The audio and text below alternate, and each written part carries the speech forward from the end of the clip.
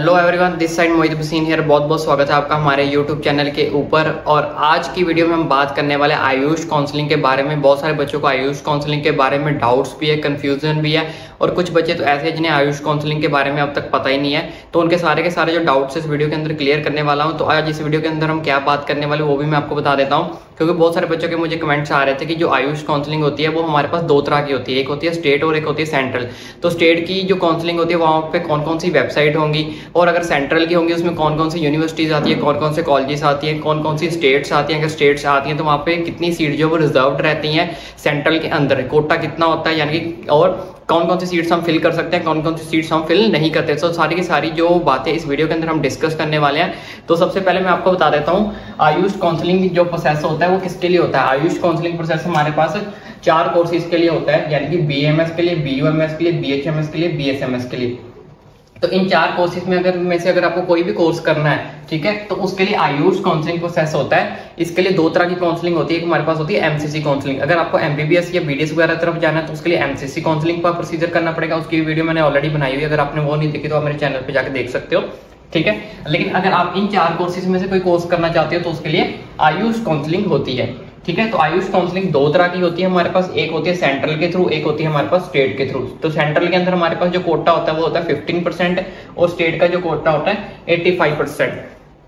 तो दोनों के कोटा के बारे में आज आपको इस वीडियो के अंदर मैं बताऊंगा, ठीक है। 15% के अंदर आपको कैसे अप्लाई करना है, और स्टेट वाले जो 85% है उसकी कौन कौन सी वेबसाइट है, सारी की सारी स्टेट्स के बारे में हम इस वीडियो के अंदर बात करेंगे। पहले बात कर लेते हैं अब सेंट्रल के बारे में।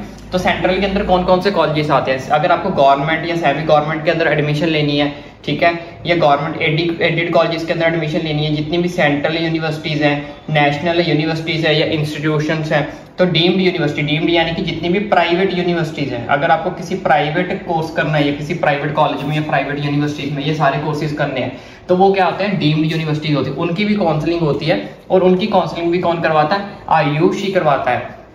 क्योंकि डीम्ड यूनिवर्सिटी की काउंसलिंग का प्रोसीजर थोड़ा डिफरेंट होता है, वो मैं अभी आपको समझाऊंगा वो कैसे कर सकते हो, आप कैसे नहीं कर सकते। क्योंकि बहुत सारे बच्चों को इस चीज के बारे में, प्रोसीजर के बारे में पता ही नहीं है कि डीम्ड यूनिवर्सिटी के अंदर आप एडमिशन कैसे ले सकते हो, ठीक है। इनकी जो काउंसलिंग होती है उनको अंदर कुछ कंडीशंस होती हैं, वो कंडीशन मैं अभी आपको बता देता हूँ क्या क्या होती हैं। तो अगर आपने इन सब कॉलेजेस के अंदर एडमिशन लेनी है, government, semi government, central university, national institute, ठीक है, नेशनल और डीम्ड यूनिवर्सिटीज के अंदर, तो आपको क्या करना पड़ेगा, आयुष काउंसलिंग करनी पड़ेगी, ठीक है। तो आयुष काउंसलिंग की डेट के बारे में बहुत सारे बच्चे मुझे कमेंट कर रहे हैं कि पूछ रहे हैं। तो देखो बच्चों, आयुष काउंसलिंग की जो डेट है वो अभी तक कोई ऑफिशियल नहीं आई है। तो जहां तक हमने अपने सोर्सेज के थ्रू पता करवाया है तो उन्होंने बोला है 7 जुलाई के बाद आपकी जो काउंसलिंग है वो कभी भी स्टार्ट हो सकती है।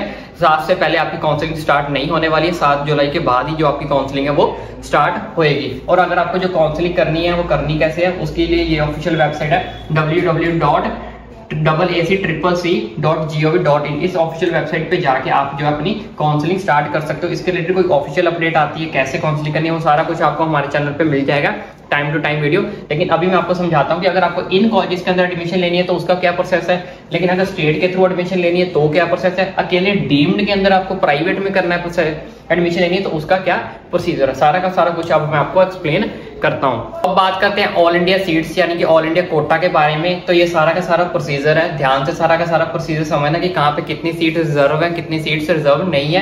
पहले मैंने जैसे कि बताया हम बात करने वाले सेंट्रल यूनिवर्सिटी वाले के बारे में, यानी कि ऑल इंडिया के बारे में। तो 15% जैसे हमारा कोटा होता है ऑल इंडिया का, 15% ऑल इंडिया कोटा होता है UG, BMS, BSMS, BUMS, BHMS के लिए, ठीक है। तो सीट्स ऑफ जिसमें आपके गवर्नमेंट आते हैं, गवर्नमेंट एडेड इंस्टीट्यूट आ जाते हैं ऑफ ऑल स्टेट, सिर्फ जम्मू कश्मीर की स्टेट को छोड़ के बाकी सारी स्टेट जो इसमें इंक्लूडेड होती है। और कोटा कितना होता है हमारे पास, 15% गवर्नमेंट के लिए भी और सेमी गवर्नमेंट के लिए भी, जिसमें से 100% जो सीट है BMS की, ठीक है, वो BHU वाराणसी की जो है में है, BHU जो वाराणसी में है वहां की 100% जो सीट्स है वो आयुष ही फिल करता है। 100% वहां की जो सीट्स है वो आयुष काउंसलिंग के थ्रू ही फिल होती हैं उत्तर प्रदेश के अंदर, वाराणसी के अंदर, BHU के अंदर।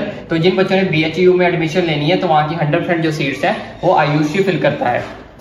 ऐसे ही नेक्स्ट 100% BMS सीट जो है वो ITRA जामनगर के अंदर, गुजरात के अंदर, वहां की भी 100% जो सीट्स है वो आयुष ने फिल करनी है, एक्सपेक्ट नॉमिनेटेड सीट्स, ठीक है। तो वहां की 100% जो सीट्स है वो आयुष ने ही फिल करनी है। Next 100% seats of NIA Jaipur Rajasthan, जो NIA जयपुर का राजस्थान के अंदर वहां की भी जो 100% सीट्स है वो सेंट्रल के अंदर आती है। सारी की सारी जो मैं आपको बता रहा हूँ ये सारी की सारी सेंट्रल यूनिवर्सिटीज के अंदर आती हैं, 15% कोटा के अंदर आती हैं और वहां की 100% जो सीट्स है वो आयुष ने फिल करनी है। यहाँ पे जो मैंने यहाँ पे लिखा है जैसे NIE हो गया, BHU, यहाँ पे जो अगर आपको एडमिशन लेनी है तो आपको स्टेट काउंसलिंग के थ्रू एडमिशन नहीं मिलेगी। इसके लिए अगर आपको एडमिशन लेनी है तो आपको आयुष की काउंसलिंग जो है वो करनी पड़ेगी। स्टेट की बताऊंगा, स्टेट में क्या करना है वो भी बताऊंगा सब कुछ, पहले ये बता देता हूँ सेंट्रल की। तो जिन बच्चों ने BHU, NIA, ठीक है, इन सब जगह एडमिशन लेनी है तो आपको आयुष की काउंसलिंग करनी पड़ेगी। तो 100% BHMS seats of NIH Kolkata west Bengal के अंदर, तो यहाँ पे भी जो आपकी 100% जो सीट्स है वो आयुष काउंसलिंग फिल करता है, expect nominated seats. Next 100% UG, BMS, BOMS, BHMS, BSMS seats of all deemed universities. ये भी प्रोसेस बहुत ज्यादा इंपॉर्टेंट है, मैं लिख देता हूँ इंपॉर्टेंट। इसमें क्या है, अगर किसी भी बच्चे को जो है वो डीम्ड यूनिवर्सिटी के अंदर एडमिशन लेनी है, यानी कि प्राइवेट में अंदर एडमिशन लेनी है, जो टॉप की यूनिवर्सिटीज होती हैं प्राइवेट की, तो वहां पे भी अगर आपको एडमिशन लेनी है तो आपको आयुष की जो है काउंसलिंग करनी पड़ेगी। अब कैसे काउंसलिंग करनी है उसका प्रोसीजर मैं इसके बाद बताता हूँ आपको। तो जिन बच्चों ने डीम्ड यूनिवर्सिटीज के अंदर एडमिशन लेनी है तो उनकी 100% जो सीट्स है टॉप यूनिवर्सिटीज की वो BMS, BOMS, BHMS, BSMS के लिए जो है वो आयुष काउंसलिंग उनको करनी पड़ेगी। आयुष काउंसलिंग के थ्रू जो है उनकी जो सीट्स है वो फिल होंगी। इसके अंदर आपकी अलग से काउंसलिंग होती है, वो कैसे होती है वो भी सारा कुछ बताता हूँ। 15% seat BOMS seats of AMU के अंदर अगर आपको एडमिशन लेनी है तो AMU की 50% जो सीट्स है वो आयुष काउंसलिंग के थ्रू जो है वो फिल होती हैं। अलीगढ़ जो उत्तर प्रदेश के अंदर है 50% सीट, 100% सीटें यानी कि आधी जो सीट्स है वो आयुष काउंसलिंग के थ्रू फिल होंगी।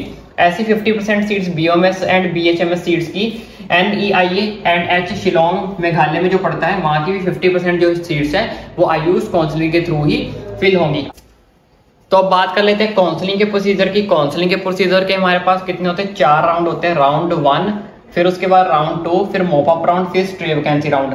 राउंड 1, राउंड 2 और मॉप अप राउंड जो होता है वो गवर्नमेंट सेमी गवर्नमेंट कॉलेजेस के प्रोसीजर के लिए होता है, कॉलेजेस के लिए होता है। और जो स्ट्रे वैकेंसी राउंड होता है ये होता है डीम्ड यूनिवर्सिटी के लिए। अगर जिन बच्चों को डीम्ड यूनिवर्सिटी के अंदर एडमिशन लेनी है तो उनको स्ट्रे वैकेंसी राउंड के अंदर जो है पार्टिसिपेट करना पड़ेगा। तो अब इसका इनका एक चीज है वो प्रोसीजर मैं आपको बता देता हूँ कि अगर आपको अकेला प्राइवेट यूनिवर्सिटी के अंदर एडमिशन लेनी है, ठीक है, अगर आपको मान लो सीधा स्ट्रे वैकेंसी राउंड में अगर आपका स्कोर बहुत ज्यादा लो है, आपको लगता है कि मैं गवर्नमेंट के राउंड्स के अंदर जो क्लियर नहीं कर पाऊंगा, मुझे गवर्नमेंट कॉलेज अलॉट नहीं होगा, तो मुझे सिर्फ स्ट्रे वैकेंसी राउंड के अंदर जो है पार्टिसिपेट करना है। तो अगर आपको स्ट्रे वैकेंसी राउंड के अंदर भी पार्टिसिपेट करना है तो आप डायरेक्ट इसमें पार्टिसिपेट नहीं कर सकते, आपको जो है पहले मॉप अप राउंड के टाइम ही रजिस्ट्रेशन करवानी पड़ेगी। अगर आपको मॉप अप राउंड के बाद रजिस्ट्रेशन करवाओगे तो आप स्ट्रे वैकेंसी राउंड के अंदर एलिजिबल नहीं होगे, ये इनकी कंडीशन है, इस चीज को ध्यान से समझ लेना। और इसके बाद में आपको डिटेल में भी मैंने इसकी वीडियो बनाई हुई है, अगर आपने वो डिटेल में वीडियो देखनी है तो मैं आपको लास्ट में दे दूंगा। इस वीडियो के अंदर मैं डिटेल में नहीं बताऊंगा क्योंकि इसकी वीडियो मैं ऑलरेडी डिटेल में बना चुका हूँ। अकेली चीज राउंड 1 में क्या होता है, राउंड 2 में क्या होता है, मॉप अप राउंड में क्या होता है, स्ट्रे वैकेंसी राउंड में क्या होता है, ठीक है। तो ऐसे इसका नेक्स्ट प्रोसीजर रजिस्ट्रेशन होगी। रजिस्ट्रेशन के बाद आपकी फीस सबमिट होगी। फीस 2 तरह की हमारे पास होती है कि रिफंडेबल होती है कि नॉन रिफंडेबल होती है। रिफंडेबल का क्या प्रोसीजर है, नॉन रिफंडेबल का प्रोसीजर क्या है, उस वीडियो के अंदर मैंने सारा प्रोसीजर जो है समझाया हुआ है। चॉइस फिलिंग कैसे करनी है, फिर एडमिशन होगी, एडमिशन के बाद आपके जो डॉक्यूमेंट्स है वो कैसे आपके वेरीफाई होंगे, कौन कौन से डॉक्यूमेंट्स लगने हैं, इसकी मैंने एक सेपरेट वीडियो बनाई हुई है। तो ये सारा का सारा जो प्रोसीजर है बहुत ज्यादा इंपॉर्टेंट है। इसमें मेन चीज जो बताने वाली थी वो मैंने आपको बता दिया कि अगर आपको स्ट्रे वैकेंसी यानी कि डीम्ड यूनिवर्सिटी के अंदर एडमिशन लेनी है तो आपको जो रजिस्ट्रेशन है या तो राउंड 1 में करा लो, राउंड 2 में करा लो या मॉप अप राउंड में करवा लो, ठीक है। मॉप अप राउंड से पहले इसकी जो आपको रजिस्ट्रेशन करवानी पड़ेगी। अगर आपको लगता है कि मॉप अप राउंड खत्म होने के बाद मैं सीधा इसमें जाकर रजिस्ट्रेशन करवाऊंगा तो आप काउंसलिंग के लिए एलिजिबल नहीं होगे। तो रजिस्ट्रेशन आपको जो इन तीनों राउंड के बीच में कभी भी करवा लेनी है उन बच्चों के लिए, खास करके जिन्होंने स्ट्रे वैकेंसी राउंड के अंदर एडमिशन लेनी है। अब इनकी फी कैसे होती है, कितनी होती है, वो सब कुछ उस वीडियो के अंदर मैंने बता रखा है, कौन सी रिफंडेबल है, कौन सी नॉन रिफंडेबल है। अब बात कर लेते हैं जिस चीज का बहुत सारे बच्चों को इंतजार था, स्टेट काउंसलिंग। देखो बच्चों ये तो सारा का सारा था state all India counselling, central counselling. अब जिन बच्चों को स्ट्रे वैकेंसी राउंड के बारे में बता दें, जितनी भी सेंट्रल यूनिवर्सिटीज है, टॉप यूनिवर्सिटीज है, वो सारी की सारी आयुष काउंसलिंग जो फिल करता है, आयुष काउंसलिंग जो फिल करता है 15% सीट्स, लेकिन डीम्ड यूनिवर्सिटी की 100% सीट्स वो आयुष ही फिल करेगा। लेकिन जो अपने स्टेट के जो है टॉप कॉलेजेस होते हैं, टॉप प्राइवेट कॉलेजेस होते हैं, स्टेट के भी कुछ भी जितने भी प्राइवेट कॉलेजेस हैं उनकी जो वेबसाइट है वो अलग से होती है। ठीक है, उनकी वेबसाइट अलग से होती है। वो 50% जो सीट्स है वो खुद भी फिल कर लेते हैं, 50% जो आयुष, वो डिपेंड करता है कि नई गाइडलाइन क्या आती है। ये अभी की गाइडलाइन नहीं है, ये जो गाइडलाइन में अभी आपके साथ शेयर की है ये लास्ट ईयर की थी। तो इस साल की जो गाइडलाइन है वो काउंसलिंग के डेट के बाद आएगी, ये काउंसलिंग के टाइम पे नई पीडीएफ बन के आएगी। तो बात कर लेते हैं स्टेट काउंसलिंग की। तो ये जो था सारा प्रोसीजर WWA वाला गवर्नमेंट वाला, तो इसमें 50% सीट जो आपको कैसे फिल करनी है। अब स्टेट काउंसलिंग के अंदर अगर आपको BMS करनी है, BUMS करनी है गवर्नमेंट कॉलेजेस के अंदर, तो उनकी काउंसलिंग डिफरेंट टाइप से होती है, डिफरेंट वेबसाइट होती है हर स्टेट की। तो उनकी वेबसाइट जो है आपको हमारे टेलीग्राम चैनल पे मिल जाएगी, जिसका लिंक जो आपको नीचे डिस्क्रिप्शन बॉक्स में मिल जाएगा। क्योंकि यहाँ पे मैं अकेली वेबसाइट नहीं लिख सकता, लिखूंगा भी तो आपको समझ नहीं आएगी कि क्या लिखा है क्या नहीं लिखा, कौन से स्टेट की क्या वेबसाइट है। तो वहां पे मैं आपको डायरेक्ट लिंक प्रोवाइड कर दूंगा सारी स्टेट का। तो आपने अभी तक हमारे टेलीग्राम को फॉलो नहीं किया तो टेलीग्राम को भी ज्वाइन कर लो। साथ में आपको जो हर स्टेट की जो है लिंक भी मिल जाएगा, किस स्टेट का क्या लिंक है, अगर आपको स्टेट वाइज जो है BMS, BUMS, BHM या BSMs के अंदर जो है एडमिशन लेनी है। आई होप अब आपको सारा का सारा प्रोसीजर समझ आ गया हो। तो एक बच्चों से मेरी स्पेशल यही रिक्वेस्ट है कि जिन बच्चों ने इसकी डिटेल वीडियो नहीं देखी है, ठीक है, वो इसकी डिटेल वीडियो जरूर देखें। क्योंकि एक भी गलती, इनकी ये कंडीशन बहुत बुरी है कि अगर आपने एक भी गलती कर दी तो ये पूरी की पूरी काउंसलिंग से आपको डिस्क्वालीफाई कर देते हैं। इवन इनके जो लिंक होते हैं वो दूसरी काउंसलिंग के साथ भी होते हैं, जैसे MCC हो गया, अपना स्टेट की काउंसलिंग होगी। तो इन्होंने क्या किया, एक गलती अगर आपने कर दी तो इस सारी की सारी काउंसलिंग से आपको डिस्क्वालीफाई कर देते हैं। स्टेट से भी आप डिस्क्वालीफाई हो जाओगे, MCC से भी डिस्क्वालीफाई हो जाओगे, आयुष से भी डिस्क्वालीफाई हो जाओगे। तो कोई भी गलती नहीं करनी है, ठीक है। कैसे फी करनी है, कैसे चॉइस फिलिंग करनी है, फी कैसे, कौन सी रिफंडेबल है, कौन सी नॉन रिफंडेबल है, कितनी फी आपको सबमिट करनी है, सारा का सारा प्रोसीजर उस वीडियो के अंदर बताया है। वो वीडियो जरूर देखना मेरे चैनल पे जाके, आयुष काउंसलिंग 2023 वाली, ठीक है। फिर भी मैं आपको लास्ट में वो वीडियो दे दूंगा, वो डेफिनेटली वीडियो जरूर देखना, कंपलसरी है हर बच्चे के लिए। फिर मत बोलना कि सर हमसे ये गलती हो गई, ये प्रोसीजर पता नहीं था, ये प्रोसीजर पूरा साल भी आपका बर्बाद हो सकता है। तो आई होप अब आपको सारा प्रोसीजर समझ आ गया हो। तो सारा का सारा प्रोसीजर समझ आ गया हो तो चैनल को सब्सक्राइब करना ना भूलें, क्योंकि जैसी लेटेस्ट अपडेट आती है काउंसलिंग की और 2023 की गाइडलाइन, वो डेफिनेटली आप तक हम पहुंचा देंगे। तो चैनल को जरूर सब्सक्राइब करें। और इन सबकी जो लिंक है स्टेट काउंसलिंग का, वो भी आपको टेलीग्राम पे मिल जाएगा, तो टेलीग्राम पे भी ज्वाइन होना ना भूलें।